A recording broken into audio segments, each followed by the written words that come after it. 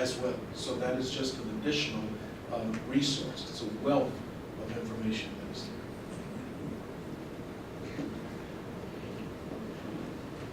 there. I would like to ask everyone on the panel and Robinson Ministry staff, and just, to answer, well, does anyone else perceive that communication barriers are huge invisible stumbling blocks? Everything we in this room are trying to accomplish, get our stories and helps across to another person, and maybe discuss some of those communication barriers from, panelist perspective. Because English is hard to understand, and communicate sounds simple, but and then there's youth have communication of their own, and professionals have their own communication and so on. So can anyone, does anyone else see any communication barriers in reaching out to your constituents and trying to help them? In my past life, I feel like I had a lot of lives. Before I came to Kalamazoo, my profession is, I'm a certified work development professional. And the target group I work with, economically disadvantaged, welfare recipients, depending on where, many of those young folks of all ages, 18 and up, a lot of them had disabilities, learning disabilities. And the thing that scared them the most was 3-syllable words. I learned in training for that job, for that profession, that you never use more than 1 syllable. And period. You'll hear me talk, when I preach, I hardly ever use more than 1 syllable because it's not one, because I want to make sure everybody understands. And just the use of a large word will frighten a person and they will turn off and you won't know it because they're sitting there, but they already feel like they're not going to understand anything else you say. Am I answering where you at? You cannot, if you really want to help people, you cannot afford to automatically seem like you're smarter than they are. That's another reason when I give my bio, I very seldom I have the diplomas, but I don't do them because of that training. Because I don't know who I'm going to have to talk to, and I don't want them to automatically think I'm too smart. Because bottom line, I'm not that smart. Because there's always somebody smarter. Seriously, I think I'm pretty righteous up in the brain, but I always know there's always somebody. I don't want to, and if I'm trying to reach an audience, I can't afford to try to impress anybody if I'm trying to help somebody. And so that's why I will use, people, they laugh at me because I'm always talking about taking my earrings and my glasses off. Because that's where a lot of people are. They want to know that I have emotions. They want to know that I get angry, but they want to know I know how to self-correct and pull it back in. So I have to expose myself and be transparent. That way, that person who thinking, oh man, I gotta go talk to somebody. This is what they tell me. They ain't gonna understand. I'm not gonna understand them. They don't know where I'm coming from. Look at them, look at their life. Somebody told me one day, your life is perfect. And I laughed so hard I was crying. Because they had no idea what was happening at my house. They had no idea what was happening in my checkbook. And I said, look, check this out, Chickadee. And when I'm finished with a piece of my story, I'm like, I'm so sorry. But then guess what? I had them. That's right. I had them. And then when I had to do it, because they were mandated, then they were willing to at least listen. If I could add to that, I think it's incumbent on caregivers of any kind, whether parents, youth leaders, pastors, to reach out and to break down that stigma that Pastor Wallace talked about. I think that stigma creates a lot of fear in people, and the way we can overcome that is through creating an environment of trust, an environment of acceptance, that where someone can sit down and say, this is what I'm going through, and knowing they're not going to be judged for it, and knowing that they're going to be taken seriously. And so I think by doing that, and by pastors and other caregivers and leaders sharing their story, sharing their struggles, that's gonna create room to build that kind of trust and break down that stigma by knowing that we're all in this together. I think you also have to take into consideration technology and where we are today. I work with young people at the Douglas Community Association, and I have several of my kids who have developmental delays. And all of them text, all of them use social media, they Twitter, they tweet and all of that. And so I get all these messages, and part of it is, one, they're very comfortable with technology. And for them, it's almost a force field or something in between you and them, because where they're not great orators or communicators, they will text. I have an 18-year-old son who will be in the other room from me and will text me, "Mom, can I have some money?" So I learned how to do podcasts. And I sing back little rap songs. No, you can't have no money, but you can wash the dishes. So I think there's so many different ways to communicate. And I think, Mona Lisa, when you think about even social media, we've seen lately where we've seen so many people transition this life. And all you see on Facebook now is RIP, RIP this. We've gotten to the point where we don't even go visit people anymore. Take them some greens and cornbread and a piece of cake and sit down and help them mourn and you know, just fellowship with them. It's now we tweet it, we text it, we post it, and so there comes a big disconnect, or sometimes a desensitizing of us, of having a sense of community as well. And then when you look at, as someone said, they were an educator, when they text, and they have all these LMS and YOLO and WYA, and you got to keep up with all of that stuff. And so, yes, there's so many different ways to communicate, but you have to be able to be somewhat versatile and understand. But I think the most important thing is you have to be extremely non-judgmental. A lot of what comes out of our intellect is not necessarily how smart we are, but how judgmental we really are. Another language barrier from another angle that I think is very relevant is communication between the doctors and the clients. A lot of times, you know, we live in an age where they're giving you, subscribing all kinds of medications for them. And I think it's important that we know what we're taking and we know what the side effects are.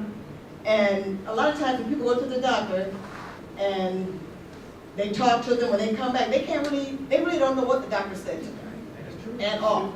And they come up with some type of way they can type it up and give it to somebody that can read it and articulate the meaning of it or express it back to them. I think that would help. I think a lot of people are taking medication that they really don't need. The doses are too high and making them sicker and totally dependent on it. Sometimes I wonder if that's the angle, just to get them strung out and dependent on that drug, and then they're going to be numb and they can't be a force in anybody's community because they're on these drugs that the doctors subscribe legally.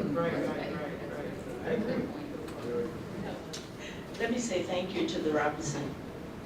Thank you to the panel. And I've gathered a lot of information from that. And being in the healthcare for 46 years, I've seen a lot.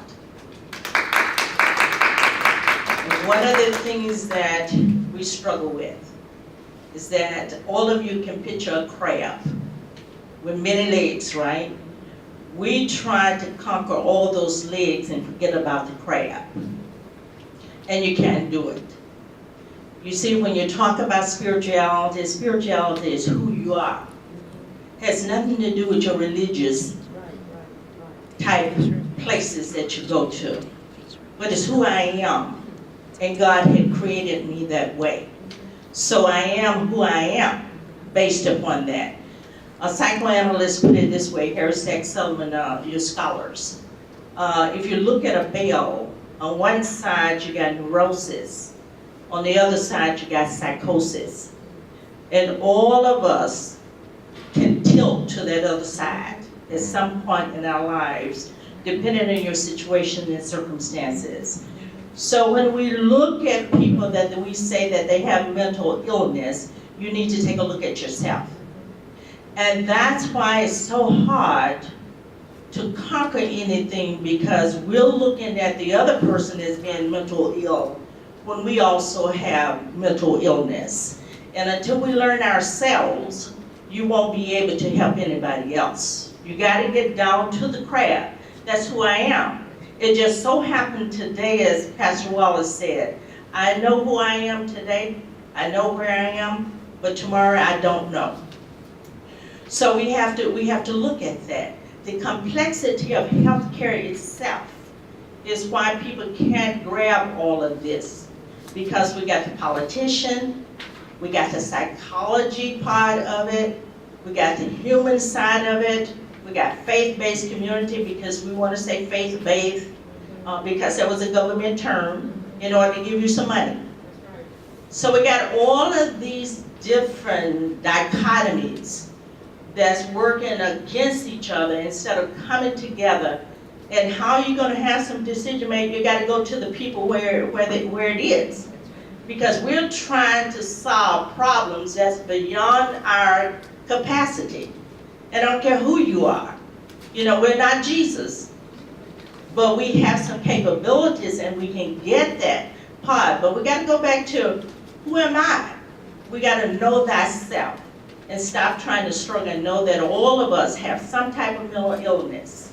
It's just that we don't want to say it and we want to act and look like we got it all together, but the inside it's tearing us up. Amen. Can I quote a scripture? Because I meant to do this. There's a scripture that says, if you see a brother overtaken in the fault, ye that are spiritual, restore such a one in the spirit of meekness, considering your own self, lest ye also be tempted, because you just don't know. So when you see it, you got to watch how you judge it, because you don't know, however you judge it is how you're going to be judged. And when you fall on the other side of that veil, you don't want nobody beating you up. Any other questions? Yeah, I had a question. So I work with college students on Western's campus and KVCC's campus, and I was wondering what potential interventions are available, or even just education on how to do an intervention that would come alongside, excuse me, and bless them and partner with them, especially with issues of like stigma and like prejudice. Like so many of my students are so afraid to reach out to get the help they need, and they might come to me because and that's a big enough just step in the right direction. And so just like what resources are available to provide like interventions and help walk alongside them? One of the reasons why I said absolutely when they asked me to, if I would serve as mistress of ceremonies, was because I've seen people not seek out the help because of the stigma. People of all ages, family types, backgrounds, etc. I think the resource sheet is a good step that you can give people. Sometimes they have to do it on their own. You're just sometimes there to encourage them. Stigma does exist. It exists right now. But one of the things that I mentioned to Pamela is the more we have forums like this, the more we talk about it, get it out there, the more people may not ever be comfortable with mental illness and talking about different types of mental illness, but people will be more comfortable with knowing there are resources in the community to help individuals who need mental illness help. I think when the actor, the comedian, Robin Williams committed suicide, for those of us who grew up watching him, and it's kind of ironic because if you grow up watching a lot of comedians, some of them often suffer from depression. And it sometimes comes out later on when they end up taking their lives. And then people ask, well, how come they took their lives? It was Robin Williams. He was so happy, he made us all laugh and everything because he did not feel empowered. And if you don't feel empowered, people can give you stuff all the time, but you won't go out and do what you need to do to get that help. So I think our job, now that we have the education, now that we're even more aware, is use that information that's there, connect people to the Robinsons, the Urban Zone, that has fantastic professionals available, and just make sure that people feel empowered, that they can get the help. Because a lot of times folks don't feel empowered because they don't feel that anybody cares about them. So that's what I would do. Panel? Yeah, and Josh, just to add to that, I would start with your RAs and your residence hall directors.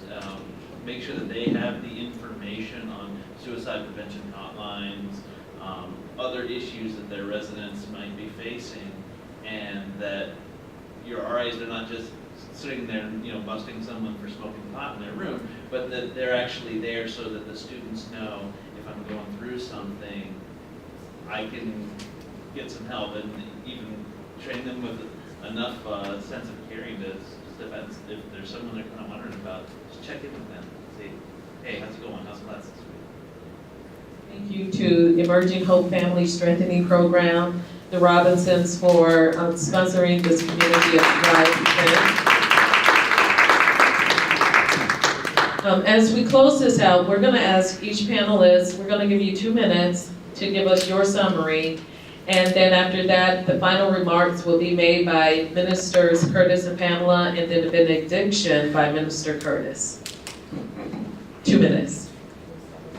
Whoever has the microphone. Okay, start in the middle then. I take medication myself, and I have a therapist who I see myself for my own issues. And I think we need to become more comfortable, even as pastors and leaders in the community, talking about it. And one of the things that my therapist says to me a lot when I talk to him is, when it comes to solving these problems, he said, it's not your job to make it rain, it's your job to make a place for it to rain. And we make space for that trust to grow, and for that space for our issues to be talked about. We become comfortable talking about our own issues. We're going to make that space for it to rain on some dry places in people's lives, and for new life to grow. I'm just honored to be here. I feel like I've talked a lot because I usually do, but this is just important. Having lived it, and there's so much more of my story from my mother struggling with depression as a preacher's wife, and not being able to talk about it all the way to my baby girl. And knowing that 2 things, and of course, God is an awesome God, and if you love Him, He'll bring you through. But having learned how much I needed other people. You can't do it by yourself. So if you see somebody struggling, you know you're not a clinician. You don't have to be a clinician. Take them to get a hamburger. Change the scenery. Give them a hug. Add to their lives to counteract the darkness until they're ready to get help. Again, thank you to the Robinsons for this excellent forum. To Mona Lisa, you did an excellent job moderating, kept us on. I was excited to be invited to be one of the panelists here. And anytime I'm involved in something, at the end of the day, I always feel like I need to figure out, was there a takeaway? Did I learn something? Was something done? Did I just waste my time? Or was this beneficial? And this was beneficial because we need to continue to talk about this. We need to continue to tear down the barriers and the stigma that is relevant and that is so powerful. And then we need to learn to embrace those that have the challenges. We live in such a narcissistic society where it's all about me and mine, where people are just looking out for themselves. But we need to get back to the neighborhood mentality of looking out for each other. In addition to that, we didn't talk on it much, but Mona Lisa had a list of questions that she wanted to pose to the panelists. And I think I would be remiss as a pastor if I didn't mention that I believe very strongly that everyone needs a relationship with Christ. I don't care where you are, what challenges you have, you need a relationship with Christ. And as Pastor Lee said, perhaps someone might not understand the 7 dispensations of time, but everyone can understand the love of Jesus. I assure you that. I have a 2-year-old grandson that my wife and I have to be very careful what we expose him to on television because they can comprehend so much. And sometimes we underestimate the comprehension of those that have developmentally challenges. And so, we don't think they can understand, but clearly they can. One thing everybody can understand is the love of Jesus. Remember, he that is whole needs not a physician. Amen. It's an honor to be a part of this worthwhile production program. We live in a world where a lot of people experience a lot of hurts, a lot of losses, loss of a loved one, sickness, disease, poverty, addictions, and we go through life with that. And what it does is it literally affects our soul. Now God thought so much about our soul, he prepared a place for it. We're walking around with wounded souls because of issues that's never been addressed. And the brother from Detroit said, when he had a situation, he said he had to forgive. Now there's some things going on, I don't know what, but whatever problems, I've had church hurt and other hurts like other people and held grudges, but I had to learn to let it go and forgive and give it to God.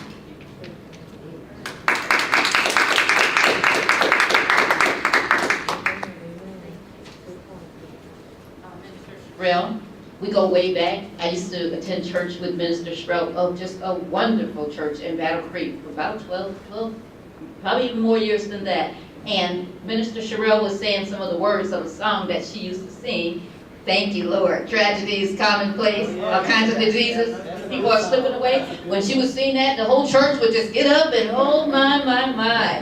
Yes, her brother Bishop Smith was my pastor. I was once licensed under him. And that church, I was going through a lot of hurt and pain and all kinds of stuff. And I was at that church, and you know what I would do? I would go to the altar almost every Sunday for 3 months and get prayed for and actually slain in the spirit. And I met with her brother, my former pastor, Bishop Smith, for a 3-month period as I was going through a difficult divorce situation. I reached out spiritually, and the help was there for me. And I also reached out professionally, and the help was there for me. So my husband and I, we want to really thank all of you for coming out and sharing your Saturday with us. You didn't have to do so, but you chose to do so, and we are so thankful that you did. This has been a worthwhile panel discussion. And so we thank God for you, and you. And most importantly, we thank God for Jesus and being able to share the name of Jesus in a public place.